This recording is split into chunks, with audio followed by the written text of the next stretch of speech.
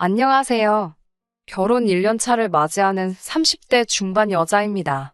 요새 들어 부쩍 우리가 과연 부부인가 아니면 룸메이트인가 하는 생각을 하게 됩니다. 남편은 어려운 가정 환경에서도 자수성가한 사람이에요. 개천에서 용났다고 할 정도는 아니지만 좋은 대학 나와서 좋은 직장 다니고 있는 그런 사람입니다. 저는 그 모습에 자기 관리가 철저하고 책임감이 강한 사람이라고 생각해 결혼을 결심했는데, 결혼하고 보니 아주 속이 음흉하고 자기중심적인 사람이었어요. 사람은 못 고쳐 쓴다잖아요. 여태까지의 시간이면 충분히 그 말을 진정으로 깨달을 수 있는 기간이지만, 저도 무슨 고집이 있는지 이렇게 고민하는데 시간만 버리고 있네요. 가정 환경이 어려웠기 때문에 남편이 자기 부모님을 챙길 거라는 건 진작에도 예상하고 있었습니다. 저도 부모가 있고 자식된 도리로 당연히 효도를 할 거예요. 그러니 남편에게도 효도를 해선 안 된다고 강요할 생각은 없었습니다. 단지 남편과 결혼을 결심하기 전 단 하나만 확실하게 짚고 넘어가고 싶었어요. 바로 결혼 후 시부모님 노후 문제에 대해서였습니다. 효도와는 별개로 저는 학가만큼은 하고 싶지 않았거든요. 결혼을 했다는 이유만으로 따지고 보면 저를 낳아주시고 키워주신 부모님도 아닌데 노후를 책임져드리고 모셔가며 살고 싶지 않았어요. 다행히 남편은 결혼 후에 시부모님을 모실 생각은 전혀 없다고 자신있게 대답을 했습니다. 오히려 저한테 너야말로 장인 장모님 나중 가서 모시고 살아야 된다는 말 하지 말라고 할 정도였으니까요. 저도 남편도 대리효도만큼은 하지 말자는 공통점이 있었어요. 어쨌든 남편의 벌이가 좋기는 하지만 어려운 가정 형편 속에서 새가족 생활비가 남편이 벌어온 돈에만 의존하는 건 어쩔 수 없는 일이었어요. 그래서 남편이 받는 연봉에 비해 모아놓은 돈이 엄청 많은 편은 아니었습니다. 그래도 남편이 대단한 건 그런 상황에도 1억이라는 큰 돈을 모았다는 거지요. 저희 부모님은 노후도 다 준비되어 있고 저도 또래 중에서는 그래도 벌이가 나쁜 편이 아니라고 자부하는데 그런 저도 모아놓은 게 남편이 결혼 전에 모아놓았던 돈의 반밖에 되지 않았거든요. 아무튼 친정부모님의 노후 대책 중에 세주고 있는 작은 상가가 하나 있었는데 결혼 준비를 하면서 친정부모님께서 그걸 정리하시고 저희가 살 신혼집을 마련해 주시고 싶다 하셨습니다. 남편과 제가 모아놓은 돈을 합쳐봐야 1억 5천 정도밖에 안 되었어서 사실 막막한 상황이었거든요. 그런데 남편이 괜찮다고 거절을 하더라고요. 우리에게 좋은 기회인데 왜 거절하냐 했더니 남편은 어느 한쪽으로 기우는 결혼을 하고 싶지 않다고 저에게 말해왔습니다. 그냥 남들 하는 것처럼 반반 결혼하거나 아니면 남자 쪽에서 더 내고 싶다고요. 어느 한쪽으로 기우는 결혼을 한다면 그만큼 간섭도 많아질 것이지 않느냐고요. 우리 부모님 절대 그렇게 하실 분들 아니라고 설명을 하니 두 분이 그러지 않으시더라도 자기 기분이 그럴 것 같지가 않다고 하더라고요. 양가 부모님들께 뭐라도 선물이라도 하나 한다고 생각해보면 당연히 친정에 큰 신세를 진 자기가 의식하지 않더라도 돈을 더 지원해준 친정에 뭐라도 하나를 더 할 것 같다고 그리고 그렇게 하고 싶지는 않다고 자기 마음을 솔직하게 이야기해줬습니다. 듣고 보니 남편 말도 일리가 있었어요. 사실 저도 두 분이 도와주시는 건 몸둘 바를 모를 정도로 감사했고 남편이 거절했을 때는 대체 뭐가 문제냐 자초지종을 들으려도 했지만 마음 한구석에서는 조금 걱정도 하고 있었습니다. 그도 그럴 것이 친정부모님이 정리하는 그 상가는 새도 따박따박 나오고 어떻게 보면 친정부모님 두 분의 편한 노후를 책임져 줄 가장 실속 있는 재산이나 마찬가지였거든요. 그래서 저도 남편에게 동의하고 반반 결혼하기로 결정했습니다. 그나마 제가 모아둔 돈에서 모자란 부분은 친정부모님께서 도와주셨어요. 안 받는다 손살에 쳤지만 어떻게든 제게 무언가 하나 해주시고 싶으셨나 봐요. 그래서 그것만큼은 감사히 받았습니다. 신혼집을 알아보는 과정에서 남편과 저의 의견 다툼이 있었어요. 비록 둘이 모인 돈이 넉넉한 편이 아닌지라 어느 정도 대출도 알아보기는 해야 했는데 저는 대출을 최대한 줄여서 서울이 아닌 서울 근교의 우후죽 순처럼 생기는 신도시 중에서 적당한 가격과 대중교통편이 좋은 곳을 찾아 신혼집을 차리자고 했어요. 남편은 오며 가며 버리는 시간이 가장 아까운 거라며 기어이 서울 안에 집을 구하려고 했습니다. 이런저런 지역에서 재개발 호재가 있다며 설명을 해왔는데 저는 부동산 쪽에 보는 눈도 없고 자세한 건 잘 모르기도 해서 그런 건 전적으로 맡길 터이니 투자 가치 좋은 쪽으로 알아보라고 했어요. 어쨌든 두 사람 수입이 모으고 나면 꽤 큰 돈이었기 때문에 신혼집은 되도록 투자 가치가 있는 곳을 구해서 나중에는 시세 차익을 노리고 좋은 곳으로 이사를 갈 계획이었거든요. 신혼집이 구해지는 건 생각보다 더 오랜 시간이 걸렸습니다. 결혼식을 올리고 나서도 2달을 더 따로 떨어져서 살았어야 했어요. 저는 그러는 와중에도 잠시 시댁에 들어와 살면 어떻겠냐는 말 한 번 꺼내지 않는 남편에게 오히려 고마움까지 느낄 정도였습니다. 그도 그럴 게 회사 일이 바쁠 텐데도 혼자 그렇게 투자 가치가 좋은 집 구한다고 밤늦게까지 공부하고 발품 팔아가며 알아보고 있다고 생각했거든요. 그런데 그런 믿음과 감사함은 잠시뿐이었습니다. 남편의 연락을 받아 찾아간 신혼집에서 느낀 배신감은 마치 망치로 뒤통수를 한 대 얻어맞은 듯한 느낌마저 들었습니다. 신혼집은 서울에서도 아주 외곽에 있는 낡고 허름한 빌라였어요. 부동산 쪽에 전혀 지식이 없는 제가 보기에도 이 지역이 재개발 예정지라는 느낌조차 들지 않았습니다. 투자 가치가 있는 곳이냐 물었더니 자기가 정말 열심히 알아본 거라고 확신에 차서 이야기를 하는데 믿업지는 않았어요. 나중에 인터넷에서 찾아보니 근처에 있는 아파트 단지가 재개발 호재가 있다는 기사는 찾았는데 그것도 몇 년 전 기사였습니다. 아무튼 신혼집에 들어갔을 때 저는 더 놀라고 말았어요. 신혼집에 시어머니가 계셨거든요. 순간 저는 당황했어요. 합가는 없다고 노래하던 사람이 처음 데려간 신혼집에 다른 사람도 아니고 시어머니가 계셨으니까요. 다행히 어머님은 새집 청소를 도와주느라 오신 거라고 말씀을 하셨습니다. 집 정리를 저녁까지 도와주시고 저녁으로는 간단하게 배달 음식을 시켜 먹었는데 음식이 배달되자마자 시아버지까지 오시더라고요. 조금 이해하기 힘든 타이밍에 의아해하고 있는 가운데 식사가 끝난 후 시부모님을 배웅할 때 그 위화감의 정체를 알게 되었네요. 계단을 중간에 두고 집 2개가 나란히 있는 구조였는데 시부모님이 바로 옆집 문을 열고 들어가시더라고요. 합가는 절대 없을 거라고 부르짖던 남편의 꼼수는 시댁 바로 옆집에 신혼집을 구하는 거였네요. 연애하는 동안 시부모님 댁을 찾아가 뵌 적이 단 한 번도 없습니다. 결혼 이야기 오갈 때쯤 명절에 한번 찾아뵙고 싶다고 말을 꺼낸 적이 있는데 집안 형편 어려운 이야기를 꺼내면서 낡고 허름한 게 집이라고 있는 건데 그걸 그렇게 보여주기 싫다고 몇 번이나 거절당했었거든요. 시댁의 위치를 모르고 있으니 저는 우리 신혼집에 처음 발을 내디딜 때까지도 옆집이 시부모님이 살고 계시는 집이라는 사실은 전혀 꿈도 못 꾸고 있었어요. 이럴 줄 알았으면 신혼집 알아보는 걸 저도 같이 나서서 찾았어야 했는데 잘 모른다고 안일하게 모든 걸 남편에게 맡겨버린 제 자신이 정말 멍청하다는 생각까지 들었습니다. 애초에 친정 지원을 바라지 않았던 게 전부 다 이렇게 일 처리를 하는 걸 염두에 두고 일부러 지원을 안 받았을 거라는 의심마저 생겼어요. 정말 둘만의 힘으로 자리 잡아보자 계획했던 제가 너무 한심했어요.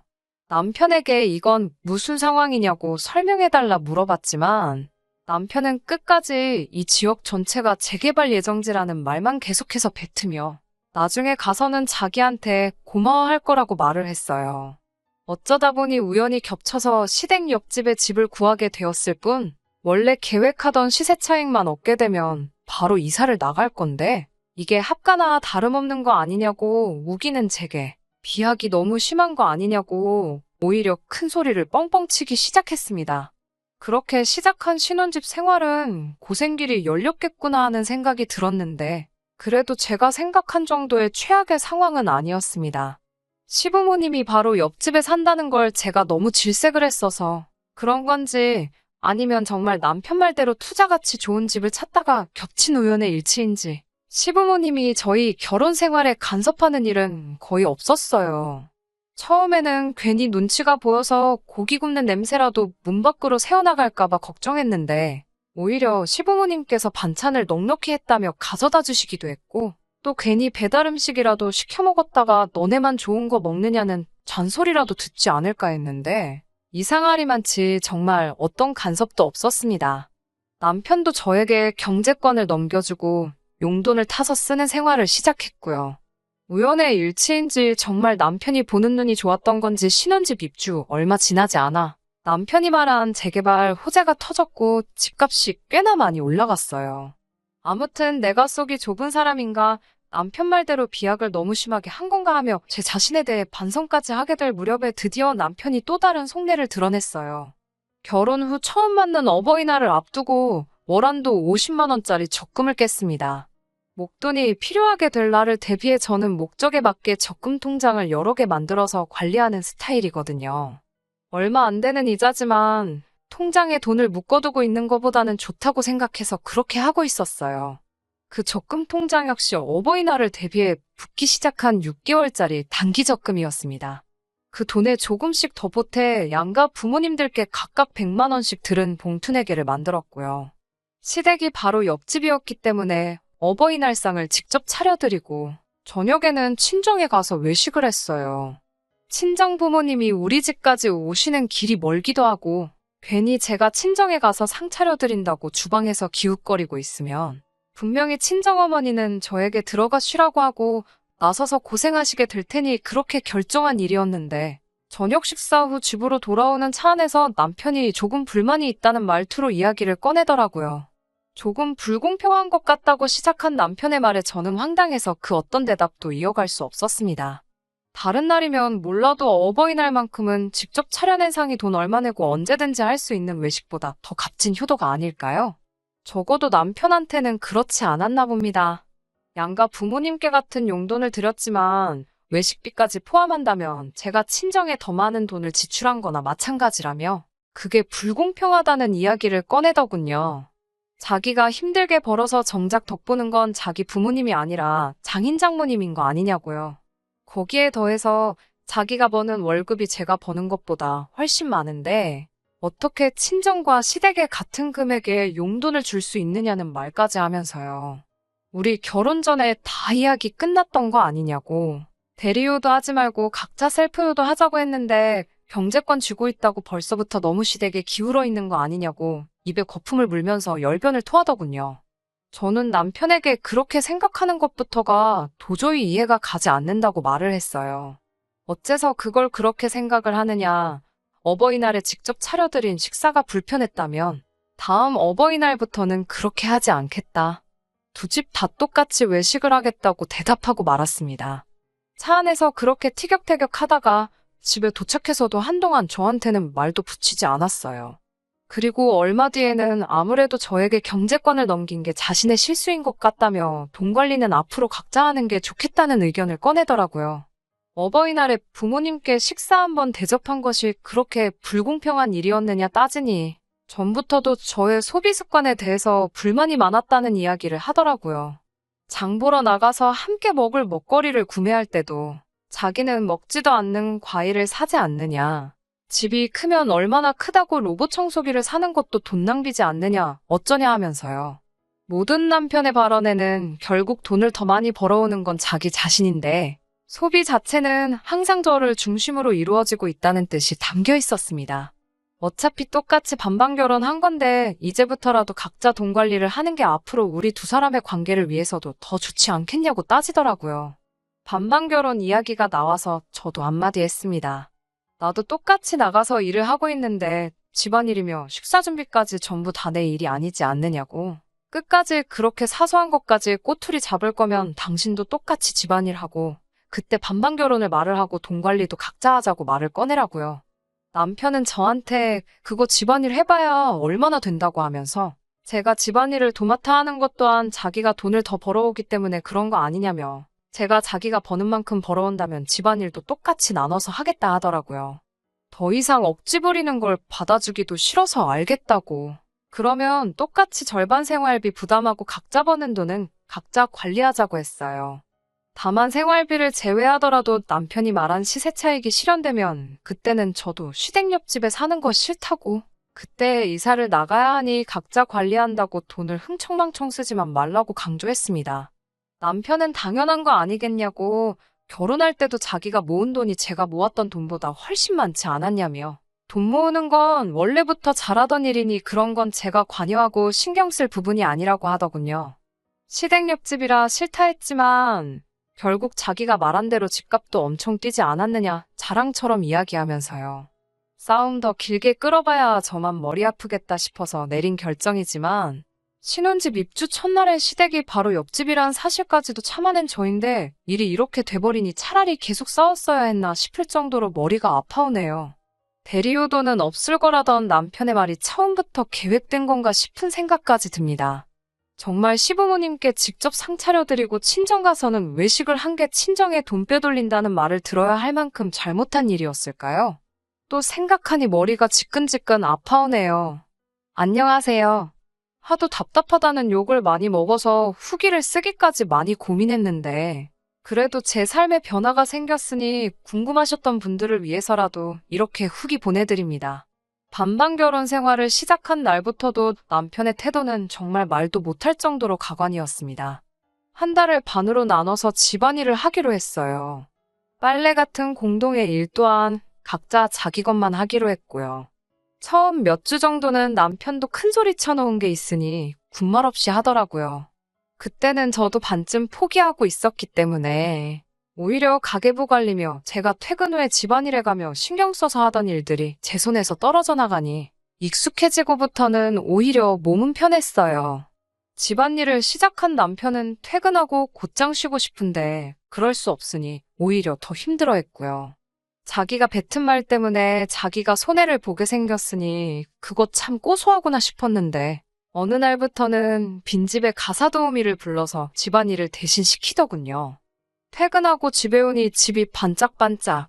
저보다 늦게 퇴근했는데 정리되어 있는 집안을 보고 어떻게 한 거냐 했더니 사람 써서 했다고 저한테 실토하더군요.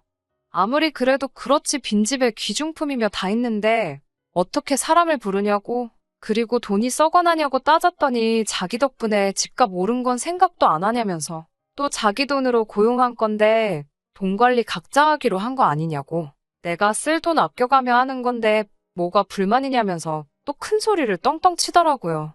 그런데 남편이 부른 가사도우미의 정체를 알고 나니 정말 이제는 이혼까지도 생각을 해봐야겠다는 결심을 하게 되었어요. 개인적인 볼일이 생겨 반차를 내고 집에 도착했을 때 집안일을 하고 있던 건 다른 사람도 아닌 바로 시어머니였으니까요. 집에는 어쩐 일이냐 여쭈니 남편한테 월급 형식으로 돈을 받고 집안일을 대신 해주기로 했다고 하시더군요. 외식 한번 한 걸로 친정에 돈을 빼돌린다, 어쩐다 하던 사람이 아무리 어머님이 일을 해주고 계신다지만 집안일 2주 깨작 하시는 걸로 드리기에는 너무 큰 돈을 드리고 있던 거였어요. 재개발호재 덕을 톡톡히 봤다지만 신혼집을 시댁 옆으로 잡은 것부터 저에게 숨겼던 일이고 또 아무리 자기가 번 돈으로 어머님께 일을 시킨 뒤에 돈을 드리고 있다지만 말이 좋아서 용돈을 드리는 거지. 저와의 결혼은 마치 제가 버는 돈으로 생활비를 아끼고 자기가 번 돈은 자기 부모님한테 돈 드리는데 사용하겠다는 생각 그 이상도 그 이하도 아니었다는 사실을 깨닫게 된 거지요. 남편의 뻔뻔한 변명을 듣고 있자니 이 결혼 생활에 미련을 더 이상 가질 필요가 없다는 걸 정말 뼈저리게 깨닫게 되었어요. 그렇게 혼자서 몰래 이혼 절차를 알아보던 와중에 이혼과 더불어 저를 속여온 남편에게 제대로 한 방 먹여줄 수 있는 기회가 제 발로 찾아오게 되었습니다. 남편이 쭈뼛거리면서 저한테 모아놓은 돈이 조금 있냐고 물어보더라고요. 돈 관리는 각자 하기로 했는데 내가 얼마를 모았는지에 대해 왜 관심이 있냐고 쏘아붙이듯 대답했더니 저한테 무릎까지 꿇어가며 돈 좀 빌려줄 수 있냐고 묻더라고요. 재개발호재의 집값이 엄청나게 올라버리면서 글쎄 시부모님에게 전세를 주고 있던 집주인이 전세금을 엄청나게 올려버렸다고 하네요.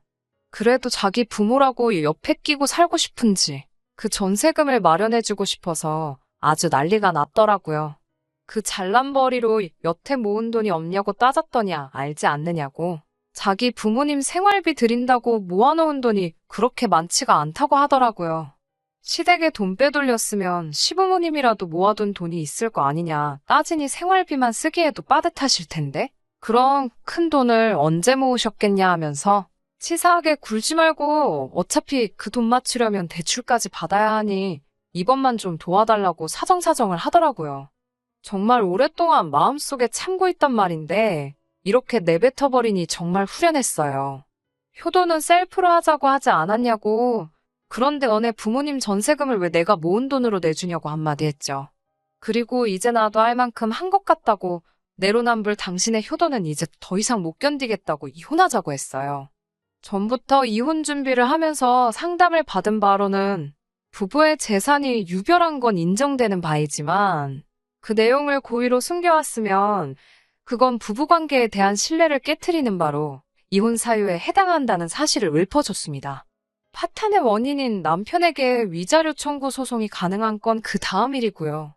게다가 남편의 수입이 저보다 많음에도 불구하고 그동안 각자 서로의 돈을 관리해왔기 때문에 재산 분할도 정확하게 절반을 받아낼 수 있었습니다. 남편이 그 돈을 당장 마련할 방법이 없었기 때문에 집은 제 명의가 되었고요. 남편이 저에게 위자료까지 줘야 했으니 분할받은 돈 가지고는 시부모님의 전세금을 해결해 줄 수 없었습니다. 해결할 수 있었다 하더라도 이혼한 전처가 사는 옆집에서 살고 싶지는 않았을 거예요. 그래서 결국 시부모님을 모시고 어디 근처 동네로 급하게 이사를 가게 되었습니다.